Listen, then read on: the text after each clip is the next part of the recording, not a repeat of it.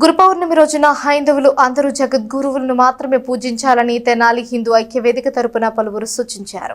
గురు పౌర్ణమి సందర్భంగా హిందూ బంధువులందరికీ వారు శుభాకాంక్షలు తెలియజేశారు.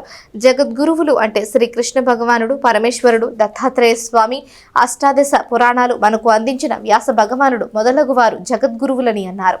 అయితే కొంతకాలంగా హైందవ సోదరులు తెలిసి తెలియక జగద్గురువులని విస్మరించి పకీరులను, బాబాల్ని గురు పౌర్ణమి సందర్భంగా పూజిస్తున్నారని గుర్తు చేశారు. ఈ పొరపాటును సరిదిద్దుకొని మనమందరం కూడా మన జగద్గురువుల్ని గురు పౌర్ణమి సందర్భంగా స్మరించుకొని వారిని మాత్రమే పూజిద్దామని, ఈ పకీరులని, బాబాల్ని మనం పూజించరాదని హిందూ ఐక్యవేదిక నాయకులు పొట్టిమూర్తి, లక్ష్మీ శ్రీనివాసులు, శ్యామ్ ప్రసాద్, కోట రాజేష్, కోట పున్నారావు, పచ్చిపులుసు వెంకటేశ్వరరావు తెలియజేశారు.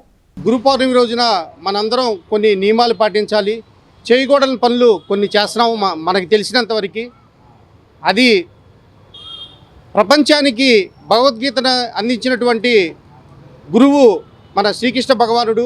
అలానే ఈ సృష్టికి మూలాధారమైనటువంటి శివపరమాత్ముడు సృష్టి మొత్తానికి గురువు. అలానే త్రిమూర్తుల స్వరూపమైనటువంటి దత్తాత్రేయ స్వామివారు జగద్గురువులు వారు.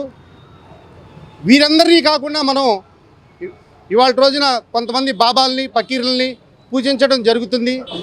హిందూ మిత్రులారా, మనందరం కూడా ఇప్పటికైనా తెలుసుకొని మనకి ఈ జగత్తుకి తల్లిదండ్రులైనటువంటి పార్వతీ పరమేశ్వరులు కానీ, లక్ష్మీనారాయణులు కానీ, దత్తాత్రేయ స్వామి వారులు కానీ, వీళ్ళని మనం జగద్గురువులుగా అంగీకరించాలి. గురు పౌర్ణమి అనేది చాలా విశిష్టమైన రోజు.